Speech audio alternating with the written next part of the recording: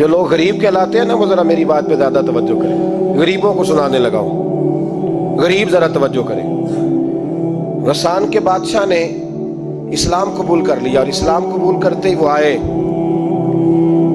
حج کرنے۔ حج کے بعد فارغ ہوئے تو ایک نفلی طواف کر رہا تھا غسان کا بادشاہ، شاہ غسان۔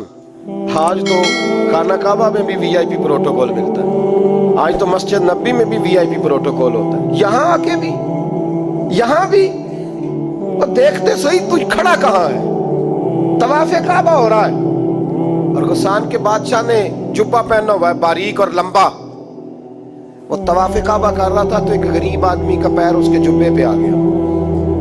جب پیر آیا تو اس نے پلٹ کے غریب کے منہ پہ تھپڑ مارا۔ جب تھپڑ مارا تو اس غریب نے سیدنا فاروق اعظم کی عدالت میں مقدمہ کر دیا، کہا بادشاہ نے تھپڑ مارا ہے۔ حضرت عمر فاروق رضی اللہ تعالیٰ عنہ نے بادشاہ کو بلایا، فرمایا تو نے اس غریب کو مارا ہے؟ کہا جناب اس نے پیر رکھا تھا۔ تو فرمایا پیر رکھا تھا تو کیا ہو گیا، تو نے کیوں لمبا جبہ پہنا تھا، تجھے سمٹ کے چلنا چاہیے تھا۔ کہا میرے لیے حکم کیا ہے؟ حضرت عمر کہنے لگے یہاں اسے رات میں راضی کر لے، ورنہ صبح اسی جگہ اسی کونے میں خانہ کعبہ کے سائے میں وہ غریب تیرے منہ پہ تھپڑ مارے گا اور تجھے تھپڑ کھانا پڑے گا۔ غریبوں سنو سنو، ساری رات وہ غسان کا بادشاہ غریب کی منت کرتا رہا تو راضی ہو جا۔ جتنے غریب تن ہیں لباسوں سے دور دور، اتنی ہی چادریں میں مزاروں سے چھین لوں، اور جتنے غریب گھر ہیں اجالوں سے دور دور، اتنی ہی روشنی میں ستاروں سے چھین لوں۔ اتنی تو ہمتیں ہو میری کم سے کم بلند کہ شاہوں کے تاج فقط اشاروں سے چھین لوں۔ تمہاری زیادتی ہے، تم نے ظلم پروان چڑھایا ہے۔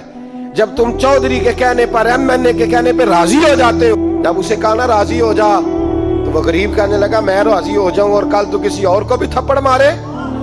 فرمایا جتنی تیرے پاس دولت ہے لا کے قدموں میں رکھ۔ ہم دولتوں کی پرواہ اس لیے نہیں کرتے کہ ہم نے محمد عربی کا چہرہ دیکھا ہوا ہے، اب میری نگاہوں میں جچتا نہیں کوئی، اس لیے کہ جیسے میرے محبوب ہیں ویسا نہیں۔ ساری رات مناتا رہا۔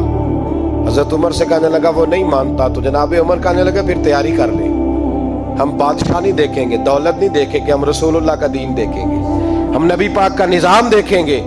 وہ بادشاہ رات کو دوڑ گیا، بھاگ گیا، جا کے عیسائی ہو گیا۔ لوگوں نے کہا اتنا قیمتی آدمی عمر نے ضائع کر دیا۔ فرمایا چپ کرو، میں نے کوئی چیز ضائع نہیں کی، میں نے تو اپنے رسول کا دین بچا لیا ہے، کوئی شے ضائع نہیں ہوئی۔